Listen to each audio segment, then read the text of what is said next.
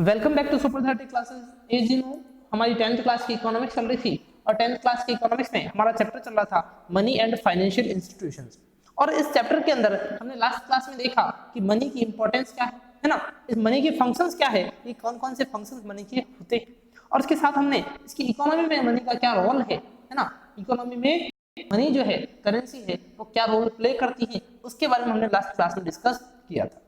आज की क्लास में हम बात करेंगे the concept of saving and credit. हाँ, जो सेविंग और क्रेडिट का कॉन्सेप्ट क्या होता है उसके बारे में हम आज डिटेल से स्टडी करेंगे। तो सब चलो स्टार्ट करते हैं। देखिए, it is necessary to understand the concept of saving and credit to comprehend financial institution properly. अगर आपको फाइनेंशियल इंस्टीट्यूशंस के बारे में जानना है कि कौन से ऐसे इंस्टीट्यूशंस हैं जो फाइनेंस प्रोवाइड करते हैं, दैट मीन्स जो हमारी सेविंग को एक्सेप्ट करते हैं और हमें लॉन्स प्रोवाइड करते हैं, तो अगर उनको जानना है तो सबसे पहले हमें ये पता करना होगा कि एक्चुअली सेविंग होती क्या है और लॉन्स क्या होते हैं, है ना। तो for the concept of saving and credit we need to understand the following three situations. यहाँ पर आपको थ्री सिचुएशंस दे रखी है, थ्री स्टोरी दे रखी है, छोटी छोटी स्टोरी है, उनके थ्रू आपको समझाया गया है कि सेविंग होती क्या है और जो है क्रेडिट क्या होता है। देखिए, first situation, Pankaj lives at a Kaithal village in Sikar street with his parents. Pankaj नाम का एक बच्चा है ना, एक पर्सन है, वो अपने पेरेंट्स के साथ सीकर डिस्ट्रिक्ट में एक छोटे से गांव में रहता है। With his parents, two brothers and a sister. He is an educated and energetic young man. वो एक एजुकेटेड पर्सन है और एनर्जेटिक है, दैट मींस वो किसी वर्क को करने के लिए हमेशा रेडी रहता है। He got his vocational education from a good institutions and he wants to stabilize his own business. उससे क्या है, उसने अपनी वोकेशनल एजुकेशन ले रखी है एक अच्छे से इंस्टीट्यूशन से, और वो है जो पर्सन है जिसका नाम आपको पंकज दे रखा है, वो एक अच्छा सा है ना बिजनेस स्टेबलाइज करना चाहता है। He has many options and good knowledge of the market. उसके पास बहुत सारे ऑप्शन है और उसको मार्केट का भी अच्छा सा नॉलेज है।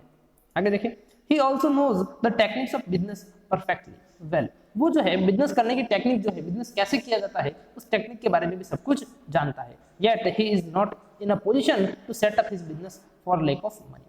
लेकिन अब वो ऐसी कंडीशन में नहीं है जो अपने खुद के लिए एक बिजनेस लगा दे। क्यों? क्योंकि उसके पास जो है पैसा नहीं है, उसके पास मनी नहीं है।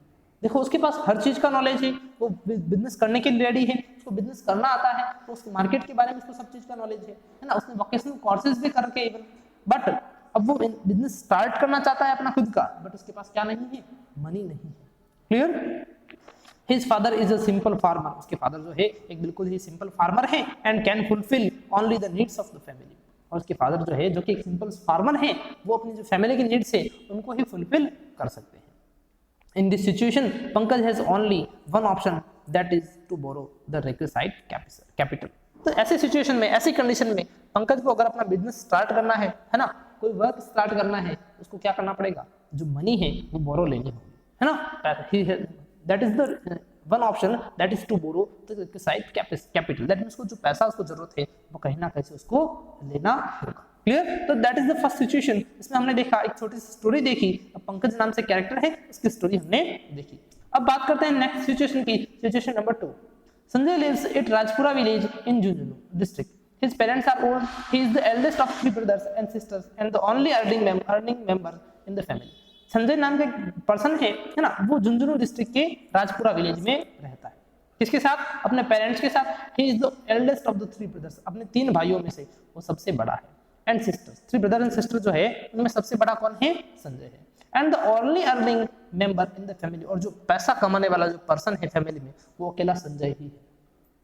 He has a small field of 2 hectares. उसका एक छोटा सा फील्ड है, छोटा सा है ना खेत है, जिसका 2 हेक्टेयर्स जो है उसका एरिया है। He earns for his family from the income of agriculture on his field. वो क्या करता है अपने फील्ड पे, अपने फील्ड पर फार्मिंग करता है, एग्रीकल्चर का वर्क करता है और उसी से अपनी अर्निंग को है ना पैसा कमाता है। He has the liability to fulfill the needs of his family members. अब उससे जो अर्निंग होती है ना, उस अर्निंग से ही वो क्या करता है अपने फैमिली को फुलफिल, फैमिली की जो नीड्स है उनको फुलफिल करता है। Income from agriculture is insufficient for his family, और एग्रीकल्चर से उसकी जो इनकम होती है वो उसकी फैमिली के लिए क्या है, इनसफिशिएंट है ना, अपनी फैमिली की नीड्स को अपनी इनकम से वो फुलफिल नहीं कर पाता है। It is necessary for Sanjay to borrow money from a person और an institution to fulfil the basic needs of the family.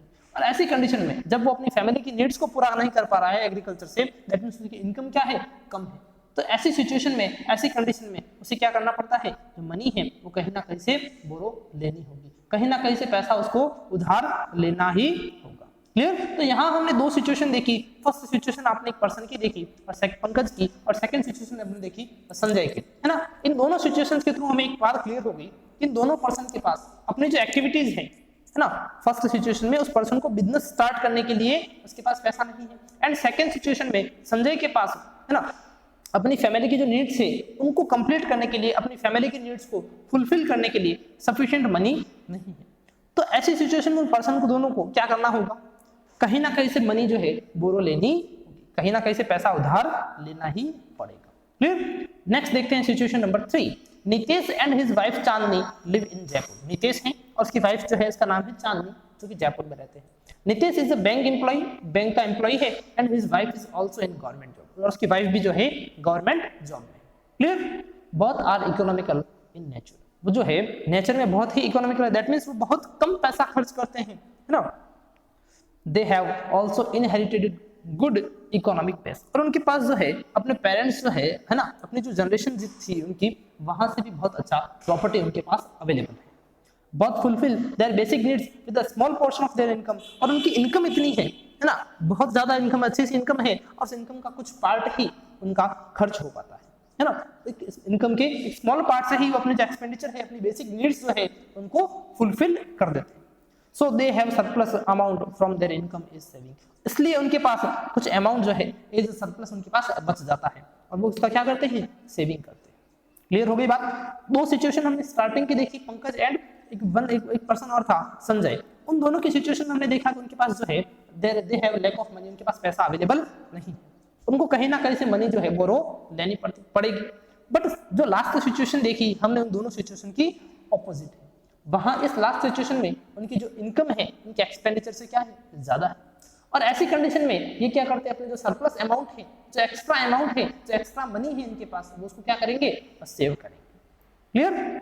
देखिए, in situation first Pankaj needs to take loans to set up his business, and in situation 2 Sanjay has to take loans for consumption. First situation हमने देखा पंकज को loan लेना पड़ेगा अपने business को setup करने के लिए, और सेकंड सिचुएशन में संजय को लोन लेना पड़ेगा किस लिए, अपनी फैमिली के कंजप्शंस को फुलफिल करने के लिए, अपनी नीड्स को फुलफिल करने के लिए। गिविंग लोन्स और lending money is called credit in economics. Loan देना और पैसा उधार देना, लोन देने को ही हम पैसा उधार देना कहते हैं, lending money is called credit in economics, उसको इकोनॉमिक्स में हम क्या कहते हैं, क्रेडिट कहते हैं। डेफिनेशन क्लियर हो गई क्रेडिट की, कि जो giving money and lending money is called credit in economics. Generally credit shows the reputation of financial credibility, है ना, on the basis of a person, on that basis a person or institution can take loans on a promise to pay in future। जब हम loan लेने जाते हैं तो first जो loan है आपकी फाइनेंशियल क्रेडिबिलिटी जो होती है उसके बेसिस पर लिया जाता है, कि दैट मींस आप उस लोन को वापस पे कर सकते हैं या नहीं, वहां पर आपकी इकोनॉमिकल सिचुएशन देखी जाती है, आपकी इकोनॉमिकल कंडीशंस देखी जाती है। नेक्स्ट देखें, on that basis a person or institutions can take loan on a promise to pay in future। और जब लोन लिया जाता है तो हम एक प्रॉमिस करते हैं उनसे, है ना। अब ऑर्डिनरी पर्सन जो उनसे एक प्रॉमिस, हमें एक प्रॉमिस के फॉर्म में ही लोन दिया जाता है, दैट कि हम जो लोन का जो अमाउंट है वो फ्यूचर में उनको वापस क्या करेंगे, पे कर देंगे। और to get goods and services without paying in cash. और लोन एक ऐसा भी सिचुएशन हो सकती है जब केस में आप, है ना, कोई प्रोडक्ट आपने परचेज किया मार्केट से, कोई सर्विस आपने मार्केट से ली और उसका केस अमाउंट आपने पे नहीं किया, और आपने उनको प्रॉमिस कर दिया कि हम इसके लिए क्या करेंगे, फ्यूचर में पे कर देंगे, तो वो भी कंडीशन क्या हुई, लोन की कंडीशन हुई, क्रेडिट की कंडीशन हुई। क्लियर? नेक्स्ट देखें, it is clear that the word credit in economics is used for providing finance for loans. That means जो क्रेडिट वर्ड है वो इकोनॉमिक्स किसके लिए यूज होता है, लोन्स के लिए होता है। That means is used for providing finance for loans, loans में फाइनेंस प्रोवाइड करने के लिए, है ना, फाइनेंस के लिए लोन प्रोवाइड करने के लिए होता है। Clear? In exchange one party purchase goods and other sales, in exchange one party purchases goods and the other sells it। देखो, जब एक्सचेंज होता है तो एक पार्टी क्या करती है, गुड्स को परचेज करती है, और जो सामने वाली पार्टी होती है वो क्या करती है, गुड्स को सेल करती है। जैसे एक शॉपकीपर है, वो क्या कर रहा है, गुड्स जो है उसके पास, उनको क्या करेगा, सेल करेगा, और हम क्या करेंगे, उनको परचेज करेंगे। यही होता है एक्सचेंज में। In the same way in financial transaction, और सेम एज इट इज, जैसे हमने देखा कि हम मार्केट से कोई प्रोडक्ट परचेज करते हैं तो एक तो परचेज होता है, क्या होता है, सेल होता है। In the same way, in financial institutions, one party borrows or takes loans and the other party provides credit. Clear? तो सेम एज इट इज, जिस तरह हम मार्केट से हमारा परचेज एंड सेल होता है, उसी सिचुएशन के सेम क्या होता है, एक पर्सन जो है लोन को लेता है ना, पैसा लेता है, और दूसरा पर्सन क्या करता है, अपने जो सरप्लस है उसको डिपॉजिट करता है। यही सिचुएशन होती है same.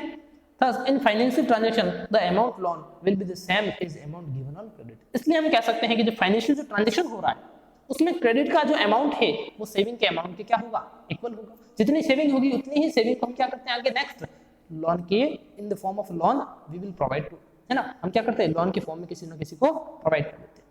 Think over the situation 3, we see that Nitesh and Chandni have large unused portion of income. हमने देखा लास्ट सिचुएशन जो देखी नितेश एंड चांदनी वाली, उनके पास उनकी इनकम का एक बहुत ही बड़ा पोर्शन जो है अनयूज्ड है ना। This portion of income which was not consumed is called saving. तो ये जो पोर्शन है जो कि इनकम का जो पार्ट है जो कि कंज्यूम नहीं हुआ है ना, वो पार्ट क्या कहलाएगा, सेविंग कहलाएगा। तो यहाँ पर सेविंग की डेफिनेशन भी आपको क्लियर होगी। तो सरप्लस ऑफ इनकम और कंजप्शन इज सेविंग, है ना। जो इनकम के ऊपर जो सरप्लस होता है, इनकम में जो सरप्लस होता है दैट मींस ऐसा पार्ट जो हमारे पास जो एक्सपेंडिचर नहीं हो, एक्सपेंड नहीं हो, जो इन्वेस्ट नहीं हो, जो पार्ट हमारे पास एक्स्ट्रा हो, सरप्लस अमाउंट हो, उसको हम क्या कह सकते हैं, सेविंग कह सकते हैं। Many questions arise here from where Sanjay will get loan to fulfil the needs of his family. यहाँ पर बहुत सारे क्वेश्चंस अराइज होंगे कि संजय जो है, पंकज जो है, वो कहाँ से, है ना, लोन लेंगे, उनको लोन कौन देगा। Where will Nitesh and Chandni keep their saving safe, और कहाँ पर चांदनी और नितेश अपनी जो सेविंग है उसको सेफ रख सकते हैं। Can Nitesh and Chandni directly lend their saving to Pankaj and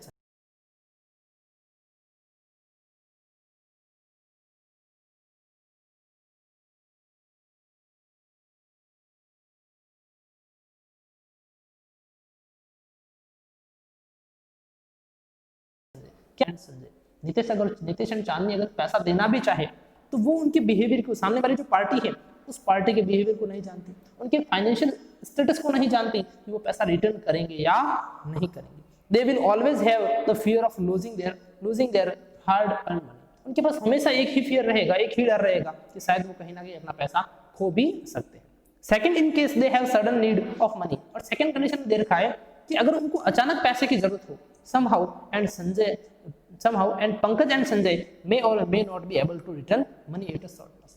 अगर उनको इमरजेंसी कंडीशन आ जाए, कैसी सिचुएशन आ जाए जब उनको तुरंत पैसा चाहिए, तो क्या उस समय संजय और जो पंकज है उस पैसे को पे कर पाएगा या नहीं कर पाएगा। Third, it is also possible that Nitesh and Chandni do not know Pankaj and Sanjay, और थर्ड कंडीशन ये भी हो सकती है कि नितेश और चांदनी पंकज को और संजय को जानते ही नहीं। क्लियर? तो actually there are two separate parties, one would takes loans and the one would lends money. तो यहाँ पर हम देखें, यहाँ पर दो पार्टी होगी, सेपरेट पार्टी होगी। फर्स्ट पार्टी जो है, फर्स्ट जो कंडीशन है वहां पर क्या हो रहा है, the first party one would takes loans, first party क्या करेगी, लोन को लेगी, and the one would lends money, और सेकंड पार्टी जो है वो क्या करेगी, सेविंग डिपॉजिट करेगी। We need a mediator between them who can connect both of parties. हमें यहाँ पर किसकी जरूरत है, एक ऐसी मीडिएटर की जरूरत है जो दोनों पार्टीज को क्या कर सके, कनेक्ट कर सके। तो financial mediator play this role, और ये जो रोल है दोनों को पार्टीज को कनेक्ट करने का, है ना, ये रोल कौन प्ले करता है, फाइनेंशियल मीडिएटर प्ले करते हैं, फाइनेंशियल इंस्टीट्यूशंस प्ले करते हैं। तो यहाँ पर आपका क्लियर हो चुका होगा कि आज की क्लास में हमने देखा फर्स्ट सेविंग क्या है, सेविंग की डेफिनेशन क्या होती है, और उसी के साथ साथ हमने यहाँ देखा कि जो क्रेडिट है, क्रेडिट क्या होता है, और यहाँ पर जो नेक्स्ट है हमारा फाइनेंशियल मीडिएटर, उसके बारे में हम कल की क्लास में डिस्कस करेंगे। आज के लिए इतना ही, थैंक यू वेरी मच।